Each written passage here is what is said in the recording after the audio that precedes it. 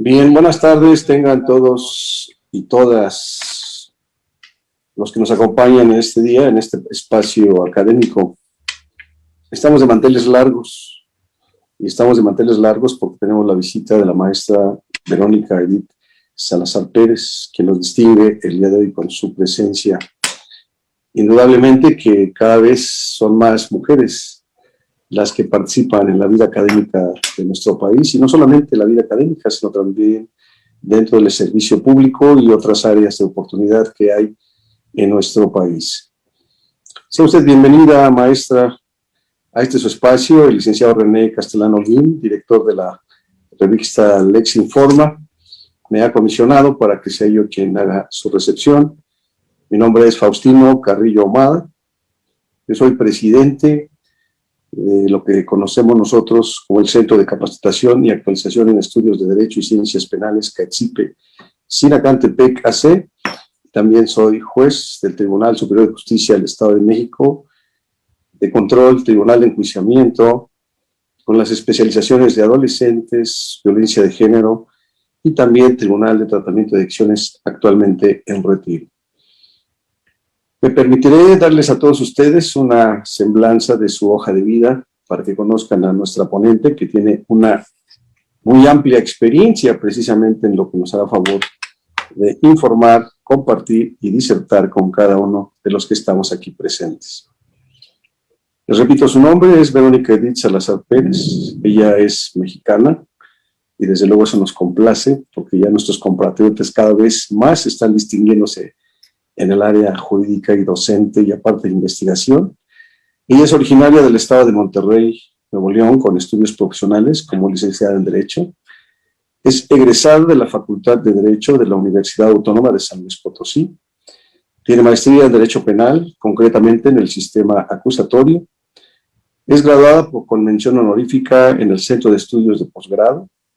También cuenta con la especialidad en Sistema Penal Acusatorio por parte del Instituto de Formación Profesional de la Procuraduría General de Justicia del Estado de San Luis Potosí y del INACIP, el Instituto Nacional en Ciencias Penales. Como parte de su preparación constante, se encuentra certificada para capacitar abogados, jueces, defensores y abogados litigantes en el área del derecho procesal penal, así como a los cuerpos policíacos y sistema penitenciario en la rama instructora y formadora de formadores.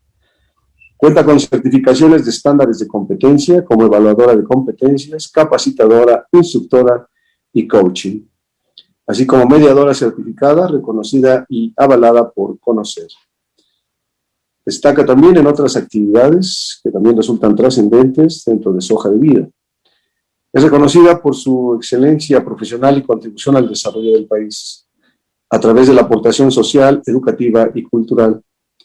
Claustro doctoral honoris causa, Confraternidad Internacional y el Colegio de Especialidades Jurídicas. Reconocida por su digna trayectoria profesional, su labor y compromiso con la sociedad en general en la función pública por el Instituto.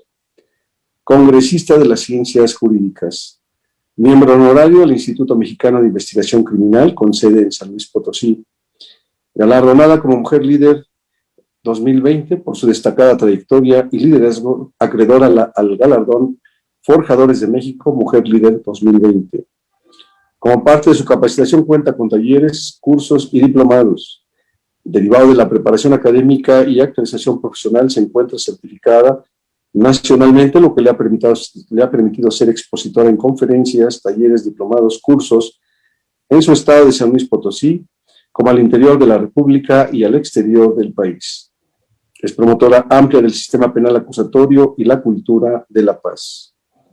Le damos pues la más cordial bienvenida, porque el día de hoy nos hará favor de compartir el tema, el proceso de transición de procuradurías a fiscalías. Maestra Verónica, es un orgullo que usted esté con nosotros el día de hoy. Le cedo al auditorio, quien escuchará atentamente, y yo estaré aquí también acompañándole dentro del desarrollo de su ponencia. Es un gusto saludarle. Muy gentil y un honor el poder haber sido presentada por tan grande persona. Muchas gracias.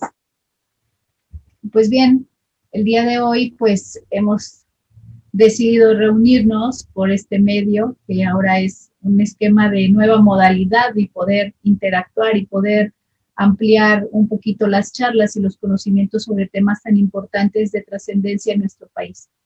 Y pues uno de ellos es precisamente ese proceso de transición entre las procuradurías hacia las fiscalías.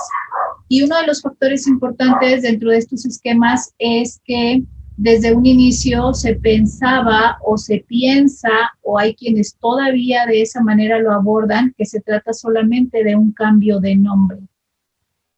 Y no solamente eso, hay quien de pronto lo atribuye a cambios derivados de los esquemas político-electorales, cuando en realidad esto es algo muchísimo más elevado, muchísimo más trascendental. Y pues bueno, me permito compartir con ustedes pantalla para poder establecer algunos puntos importantes y específicos. El primero de ellos es poder establecer nosotros que hoy en día vemos nosotros hacia las fiscalías y vemos nosotros unos logotipos, escudos, esquemas de distinción, y no solamente de distinción, sino característicos propios de cada uno de los estados. Hoy en día vemos cómo las fiscalías se transforman y pasan por un esquema de modificación y de transformación no solamente de imagen, sino de estructura institucional. Y entonces nosotros vemos en pantalla cómo es que las diversas fiscalías tienen hoy sus símbolos, sus insignias, sus escudos, de manera de ser identificados. Por aquí vemos nosotros el del estado de San Luis Potosí, que es el que tenemos en mi estado de origen, donde yo resido. Y pues bueno, al hablar de fiscalías tenemos que hablar el por qué pasa por ese proceso de transición. Y uno de los primeros factores es la crisis en el tema de derechos humanos. Un esquema de corrupción, un esquema de impunidad, y que esto ha venido a azotar a México, y ante un esquema de gran necesidad, no solamente en el ámbito jurídico, sino en el ámbito social, en el ámbito cultural.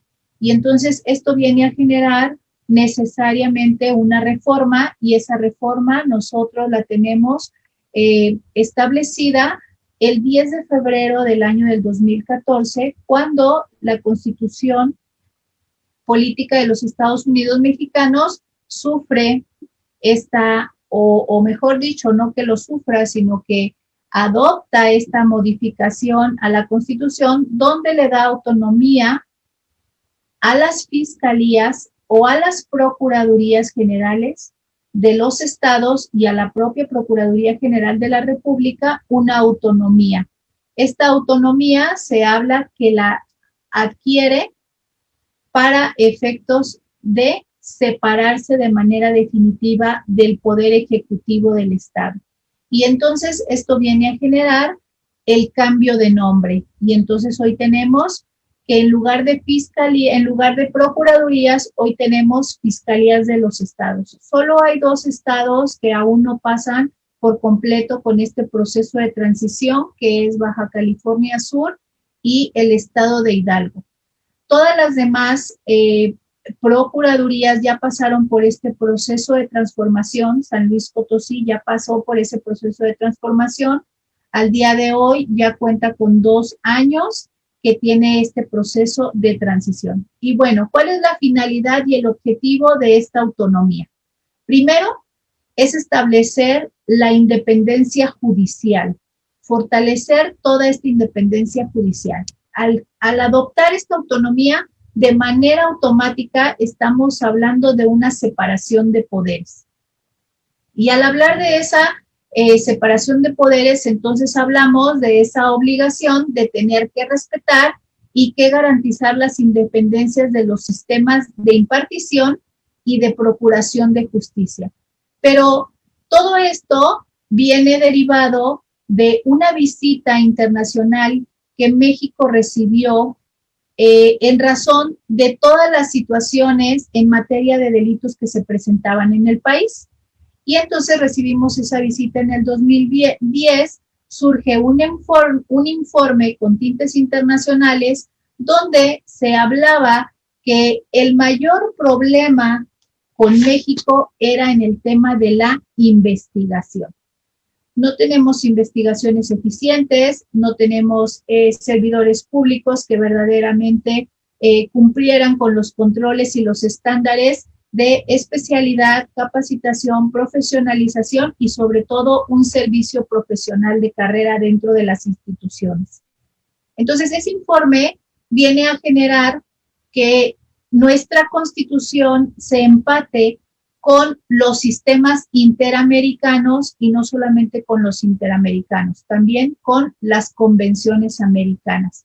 Y es ahí donde la Convención Americana de Derechos Humanos, en su artículo 8.1, nos habla con relación al Pacto Internacional de Derechos Civiles y Políticos sobre la independencia judicial, en donde se nos dice que toda persona tiene la garantía de contar con esa independencia judicial con el propósito de separar los poderes. Y entonces vienen a colación pues muchas de las resoluciones que tenemos, como el Tribunal Constitucional de Perú, el caso Palamara Iribarne en Chile, tenemos el caso Barbera contra Venezuela, en donde se establecían ya esquemas de obligación de respetar y garantizar la independencia de un sistema judicial.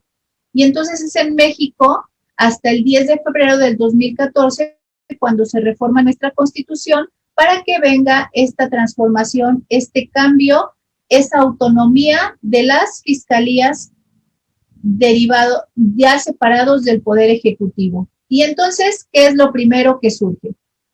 El cambio de nombre. Y entonces, hoy en día, antes llamábamos la PGR, hoy le llamamos Fiscalía General de la República, FGR, y de igual manera en los estados, antes era la PGJE, Procuraduría General de Justicia del Estado, hoy hablamos de la FGE, Fiscalía General del Estado, y dependiendo de la entidad federativa. Se habla de, segundo tema importante con esta reforma de febrero del 2014, las facultades del Ministerio Público. Y entonces viene esa reforma tan importante al artículo 21 constitucional, donde se va a centrar la investigación y persecución de los delitos hacia el Ministerio Público como director y conductor de la investigación. Y entonces de manera automática también se habla de esa consejería jurídica que surge en el Ejecutivo Federal y hoy en los ejecutivos del Estado, con funciones de representación de la Federación.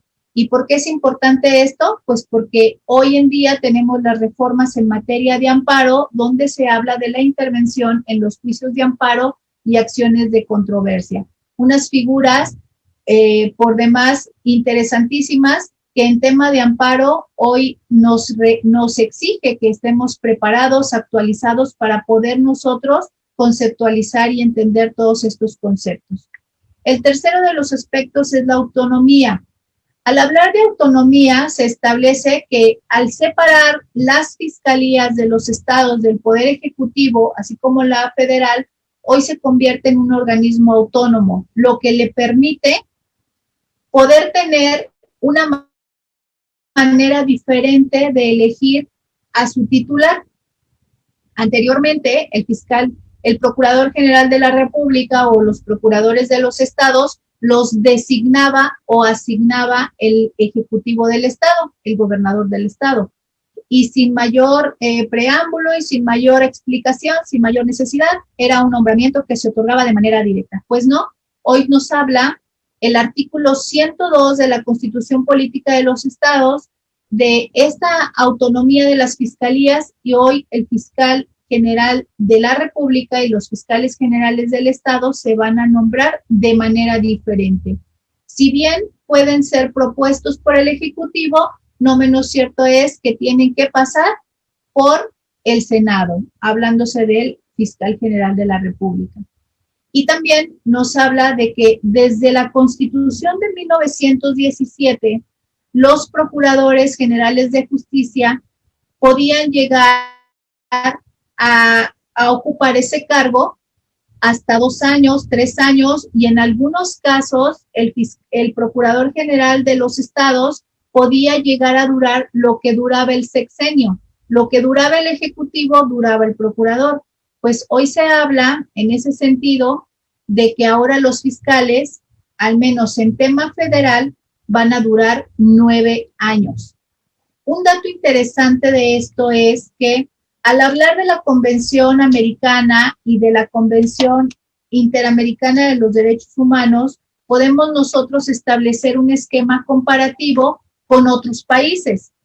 Por ejemplo, en Perú, en El Salvador, los fiscales generales de la República duran 3 años. Tenemos en Guatemala, en Colombia, duran 4 años. Honduras, 5 años. Bolivia, el Ecuador, duran 6 años. Y otro de los aspectos importantes, Chile, 8 años. Pero, ¿qué es lo que pasa en México? Cuando nosotros recibimos ese informe de Tinta Internacional, donde se nos establecía que había que reformar, que modificar la Constitución, en su artículo 102, México es el único país que tiene fiscalías con 9 años. Es decir, que los fiscales en el país, en México, van a durar 9 años. Y otro de los datos importantes fue que de manera automática, cuando entra en vigor esta reforma, los que estaban de procuradores de los estados o el que estaba de procurador de general de la República pasa de manera automática a ser fiscal. Eso fue algo que esta reforma permitió. Y al pasar de manera automática a ser el fiscal, empieza a contabilizarse los 9 años. Por eso es que nosotros veíamos tantas manifestaciones de algunas agrupaciones, que fueron alrededor de 80 asociaciones civiles y 21 estados que se oponían a que el que estaba de Procurador General de la República pasara de manera directa a ser fiscal. Pero en tintes internacionales, México es quien decide en su reforma constitucional adoptar 9 años para el fiscal general de la República. ¿Y qué es lo que pasa? Que esa reforma baja en cascada a los estados de la República y de manera automática también vemos una disparidad. Vemos, por ejemplo, que en Guanajuato se ajusta a la reforma federal de 9 años. Querétaro, 9 años, pero Nuevo León, sus fiscales es para 6 años. Y luego tenemos San Luis Potosí con 7 años. Y en nuestro estado, por ejemplo, San Luis Potosí, el titular que estaba como procurador sí bajó como fiscal y entonces se queda como fiscal y empiezan a contabilizar esos 7 años. Esta es parte de lo que se ha venido presentando con esta reforma constitucional. Por eso escuchábamos mucho en las noticias o en las manifestaciones que no al fiscal carnal, que no al fiscal asignado por el Ejecutivo, porque esta reforma sí lo permitió, que los que estaban como procuradores de manera automática se quedaran como fiscales. Otro de los aspectos de esta reforma y que es muy importante es cómo es que se logra esta designación. Si antes el procurador lo designaba el presidente de la República y lo ratificaba el Senado, pues hoy el fiscal general será designado bajo un procedimiento ya establecido en la Constitución. Es por mandato constitucional. Primero tendrá que ser por mayoría calificada. Y en un plazo de 20 días del fiscal debe de integrarse una lista de 10 candidatos para poderla enviar al Ejecutivo. Es decir, que pueden existir las propuestas hacia el Ejecutivo de quienes pudieran llegar a ocupar este cargo tan importante como es el fiscal. Porque antes el procurador era considerado como el abogado del Estado. Entonces, hoy esta reforma constitucional nos habla de que cualquier abogado, porque ese es uno de los requisitos constitucionales, licenciado en Derecho, abogado, pueda acceder a ser fiscal de su estado o fiscal general de la República. Y entonces, este procedimiento para la designación hoy no lo marca muy claramente la Constitución, y esto viene con tintes y con designaciones desde los esquemas internacionales. Pero les repito, a comparación con otros países, México es el país que va a durar más tiempo el fiscal, hasta 9 años. ¿Cómo podemos o cómo se puede remover al fiscal general? Pues este puede ser removido, ¿sí?, por causas graves, pero todo tiene que estar revisado, aprobado, y seguimos con la votación por mayoría ante el Senado. Y esta remoción se puede objetar, se puede inconformar y puede presentar sus esquemas de justificación que le permitirá no ser destituido y puede ser restituido a ese cargo, ¿sí? Esta figura del fiscal general del Estado o fiscal general de la República viene emparejado con la creación de las fiscalías especializadas, y que hoy en día, en este año, que es un año electoral en la mayoría de los estados de las repúblicas, nos viene a poner a trabajar a 2 fiscalías muy importantes de nueva creación y de mandato constitucional. Al generarse la Fiscalía General de la República y la Fiscalía General de los Estados, se obliga a tener 2 fiscalías especializadas. La primera para efectos y tintes electorales, y la segunda para fines y combate a la corrupción. Entonces, es aquí donde surgen estas 2 figuras tan importantes: el fiscal especializado para delitos electorales y el fiscal especializado en combate a la corrupción, que hoy en día está dando algunos frutos en el manejo de las investigaciones con relación a toda esa reforma que también viene con tintes financieros, y entonces tenemos ahí nosotros el origen de estas 2 fiscalías especializadas y que tienen nivel de fiscalía. Eso es importante resaltarlos. Si bien es una fiscalía general, pero estas 2 vienen a nivel fiscalías generales, la electoral y la del combate a la corrupción. Y entonces hablamos de esa autonomía limitada respecto del Ejecutivo, ¿sí? Y entonces se habla de esa designación del fiscal, donde una vez ya nombrado, ¿sí?, y que logre esa mayoría ante el Senado, se pone en práctica algunas funciones importantes. Anteriormente se establecía que el Procurador General tenía facultad, control, mando y orden sobre las investigaciones. Hoy los fiscales generales de la República y de los estados tienen obligaciones, pero meramente administrativas y operativas, pero no sobre la persecución e investigación de los delitos. Eso viene a establecerle también una autonomía y una individualidad a los ministerios públicos.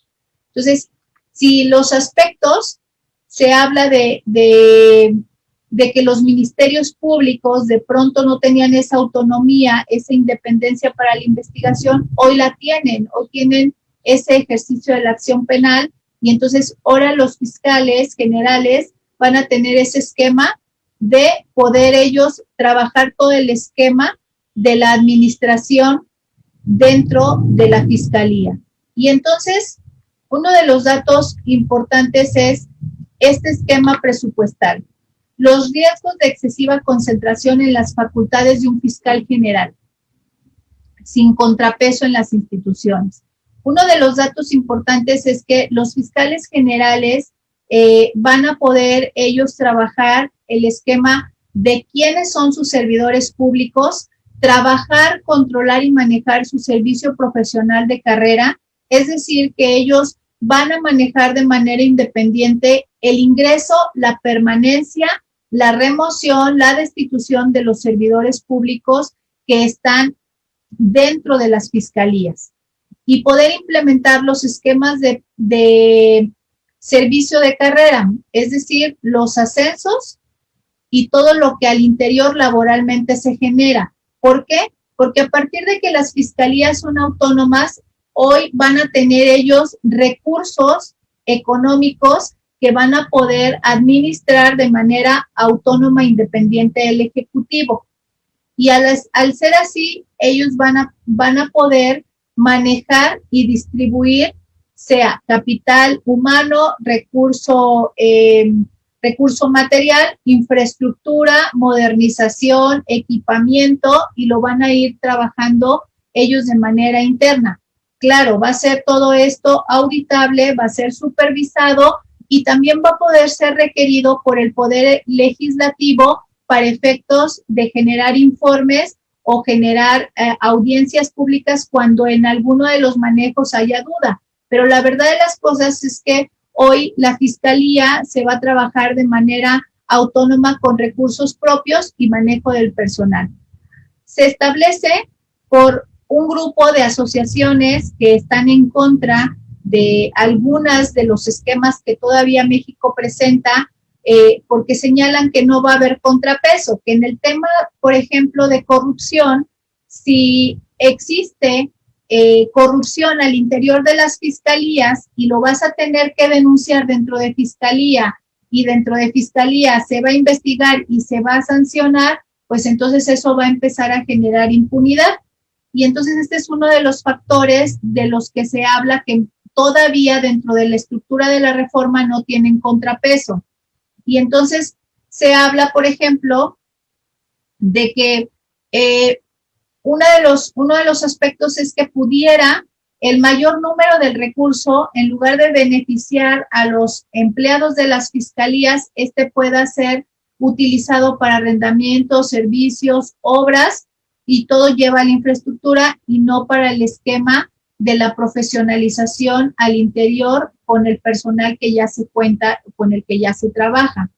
Estos procesos de transformación de las procuradurías a las fiscalías viene a permitir que ahora los exámenes para ingreso a las fiscalías sea bajo los criterios de cada uno de los fiscales. Por eso hoy vemos algunas fiscalías, si ustedes ven las convocatorias que hay, algunas fiscalías son más exigentes en cuanto a los requisitos de ingreso que otras, pero la verdad es que lo que viene a generar ese contrapeso es la Ley General de Seguridad Pública Nacional, en donde te habla del esquema del sistema nacional, y entonces ministerios públicos, policías y peritos tienen que pasar por exámenes y evaluaciones de control y de confianza, y que esta reforma también es del año 2010, de septiembre para ser exactos. Entonces, si hablamos nosotros que este proceso en donde le viene a dar a la Procuraduría este cambio y esta connotación completamente diferente, también las leyes primarias y secundarias se vienen a modificar en el tema de reorganizar a los servidores públicos que forman parte del Sistema Nacional de Seguridad del país. Entonces, otro de los aspectos es sobre esa designación de funcionarios superiores. El fiscal, al interior de cada una de las fiscalías, puede nombrar de manera libre a todos los superiores que él considere que sean necesarios para la operatividad y ir generando sus estructuras, pero sobre todo poder establecer los criterios de selección de los funcionarios públicos. Vamos a establecer que tiene un libre albedrío para empezar a generar los mandos, los superiores, pero ministerios públicos, policías van a formar parte de un esquema de servicio profesional de carrera. Porque otro de los datos importantes es que esta reforma constitucional al artículo 102, que permite la modificación del artículo 21 constitucional, entonces nos habla de que el área de servicios periciales se va a descentralizar de las fiscalías para ser un ente autónomo e imparcial. Y entonces es donde ahora los peritos ya no van a ser parte de fiscalía, sino que van a ser también un ente autónomo descentralizado. Entonces, vienen más cambios, vienen más transformaciones derivado de esta situación con las fiscalías. Y el tercer punto importante es la discrecionalidad para perseguir la corrupción interna, ¿sí? Se habla de que los delitos cometidos al interior de fiscalía van a ser investigados y resueltos por el mismo personal. Ese es otro de los esquemas que aún esta reforma no permite regularizar aún, pero la verdad de las cosas es que vienen esquemas muy interesantes porque derivado de la reforma de los esquemas anticorrupción nos van a generar a nosotros poder poner mecanismos de control interno para sancionar, erradicar y eliminar la corrupción de los servidores públicos. Entonces, para concluir, podemos nosotros decir que las fiscalías generales de los estados y la Fiscalía General de la República atiende a recomendaciones internacionales con la finalidad de lograr, de obtener esa independencia judicial, esa división de poderes, pero sobre todo estar conscientes que todo esto deriva de una mala, de una deficiente y de una inexperta investigación, persecución de los delitos. Por eso es que desde la reforma constitucional del 2008 se hablaba que esta reforma era principalmente hacia los juicios orales, pero la verdad de las cosas es que esto iba un poco más allá, iba sobre el tema de la prevención, eliminación, erradicación y la comisión de delitos, que era tema de seguridad, pero conforme se viene esta revisión en el 2010, se dan cuenta que el problema estaba en la investigación de los delitos. Si tenemos una mala investigación en los delitos, vamos a tener un mal litigio. Si tenemos un mal litigio, no le vamos a dar luz al juzgador y entonces el juzgador va a tener duda, el juzgador va a tener ahí ciertos esquemas que no le van a poder permitir juzgar de una manera correcta a esa persona que está sujeta a un procedimiento. Y de manera automática esto nos viene a generar impunidad, nos viene a generar violaciones a derechos humanos, pero sobre todo, y la clave de esta reforma al 102 constitucional, donde nos habla de la transformación de procuradurías a fiscalías, es el derecho al acceso a la justicia hacia las víctimas. Segundo, respetar los derechos humanos de toda persona indiciada. El deber constitucional de un debido proceso, de llevar todo un procesamiento acorde y ajustado al respeto de los derechos humanos, lo cual nos lleva al principio de presunción de inocencia, pero sobre todo, este proceso de transformación a fiscalías nos lleva al cumplimiento eficaz de la investigación, de la persecución y de buscar verdaderamente una sanción de los delitos y no solamente de los delitos. Hoy, de acuerdo a las reformas en materia de derechos humanos, también nos habla de poder garantizar el cumplimiento de la investigación en violaciones a derechos humanos, porque podemos tener comisión de delito y de manera automática violación a derechos humanos, pero hay ocasiones en donde tenemos violaciones a derechos humanos y no propiamente un delito. Entonces, esta reforma constitucional nos habla de que estas son las claves principales: acceso a la justicia, presunción de inocencia, debido proceso y una eficaz y certera investigación.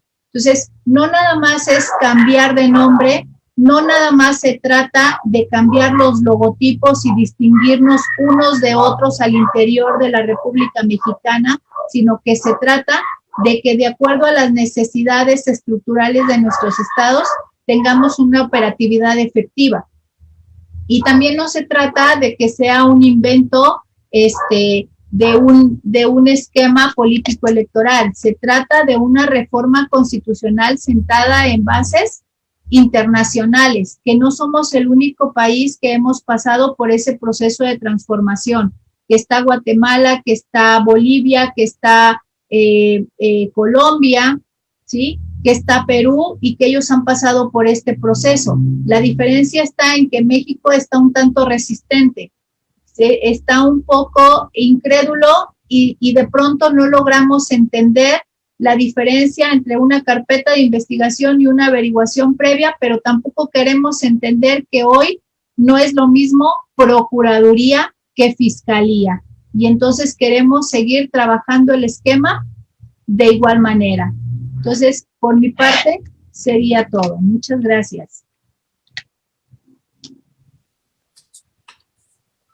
Bien, muchas gracias, maestra Verónica Edith Salazar Pérez. Ha sido usted muy puntual al momento de realizar su exposición en torno precisamente a este tema tan interesante, que es ese proceso de transición de procuradurías a fiscalías. Creo que lo más importante y trascendente es que se logró el cometido y las fiscalías, derivado de la exposición que usted nos ha dado tan acertadamente, pues ya hay esa autonomía que se pretendía y se buscaba.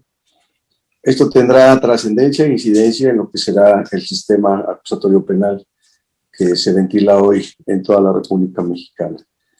Le voy a hacer llegar algunos comentarios que nos han dado personas que han estado interesadas en su ponencia, y dentro de ellas se encuentra Luxi Martínez. Ella menciona: ¿qué se puede hacer si el personal de las fiscalías es insensible y no respeta los derechos humanos? No hay buen trato, al contrario, es un mal servicio. Bueno, debemos nosotros observar primeramente si se trata de personal sustantivo, personal operativo. Definitivamente la Fiscalía es responsable de observar todos esos esquemas de la calidad en el servicio, porque hablamos de calidad en el servicio y también hablamos cuando ya se violentan esos derechos humanos y de manera automática alguna de las garantías. Hay procedimientos internos para el personal que tiene funciones administrativas, pero hay procedimientos ante la Contraloría, hay procedimientos ante la Visitaduría, y tenemos órganos de control interno como es la Comisión Estatal de los Derechos Humanos, quienes pueden tomar también conocimiento dependiendo de la conducta y dependiendo de la afectación que se haya generado hacia el usuario. En este caso estamos hablando de un usuario, pero también podemos estar hablando que ese usuario puede tener la calidad de víctima o también puede tener la calidad de imputado, y entonces todos esos pequeños aspectos hay que saberlos analizar para poder saber ante qué instancia debemos recurrir, pero la verdad de las cosas es que sí existen procedimientos internos y externos a la institución para poder sancionar, o no solamente sancionar, sino generar esquemas de prevención y erradicar esas conductas. Bien, muchas gracias. También le mandan saludos, quizá personas que conozca o también personas del auditorio. Juan Aguilar le da saludos. Gracias. Y buenas tardes a todos y a todas. Carlos Lupita, también buenas tardes, le felicita por esta excelente ponencia. Isabel Cajica Zárate le envía saludos desde Tlaxcala. También le envía saludos Miriam A.R. y Abraham Galvez. Luxi Martínez le felicita por este excelente tema y por su ponencia. Y desde luego son parte de las personas que le envían saludo. Otro de ellos es Orte Juárez. Ella menciona que si puede repetir la diferencia entre impartición de justicia, procuración de justicia y los organismos que llevan a cabo estas. Sí, por supuesto. Tenemos primeramente el esquema de la seguridad pública, quienes se encargan del esquema de la prevención, de la protección y de la seguridad. Y luego tenemos el área de la procuración de justicia. En el esquema de la procuración de justicia, pues tenemos lo que son las fiscalías, hoy fiscalías, y entonces ahí corresponde al Ministerio Público como conductor y director de la investigación. este se va a auxiliar de las policías. Con la reforma constitucional, pues antes se establecía que sus únicos auxiliares eran la policía ministerial, hoy policía de investigación, pero la verdad de las cosas es que el Sistema Nacional de Seguridad Pública hoy viene a establecer que van a ser todas las policías para efectos de realizar actos de investigación, y con la reforma con relación a los cuerpos castrenses, hoy también forma parte de la Guardia Nacional, donde también ya empiezan a tener protocolos de actuación de proximidad social en cuanto a la procuración de justicia. Y bueno, tenemos el área de Poder Judicial, que es autónomo, que es independiente a las fiscalías, pero la verdad de las cosas es que el filtro es la fiscalía, el tema de la investigación de los delitos. ¿Sí? Bien, maestra, agradecemos su respuesta. También le envía saludos Candy Flores desde Monterrey. Fer Esquivel le dice que es una excelente maestra. Yes Olguín le saluda desde el estado de Hidalgo y le menciona que es un excelente tema. Pues bien, agradecemos puntualmente a la maestra Verónica Edith Salazar Pérez por tan interesante tema y sobre todo por dar a conocer de manera muy puntual por qué ahora son fiscalías y ya no procuradurías. Ella ha sostenido en este caso no solamente su punto de vista en lo que ella cree o piensa, sino desde luego se ha auxiliado en los instrumentos de carácter internacional y que ya forman parte de los derechos fundamentales en la Constitución Política de los Estados Unidos Mexicanos, tanto también en su parte orgánica. Le damos a usted las más cumplidas gracias. Ha sido grato tenerla con nosotros, haberla escuchado. Gracias, doctor. Y desde luego agradecerle también el tiempo que utilizó para realizar la preparación de esta exposición, desde luego al hacer la presentación que a mí me pareció magnífica en lo que sería el PowerPoint para reforzar los conocimientos que usted nos ha transmitido. Yo le envío un fuerte abrazo, desde luego también de nuestro buen amigo el licenciado René Castellano Holguín, presidente de la revista Lex, y a nombre propio. Un saludo a todos los que tuvieron la dicha, al igual que la mía, de haberse conectado y haber escuchado a la maestra Verónica Edith Salazar Pérez.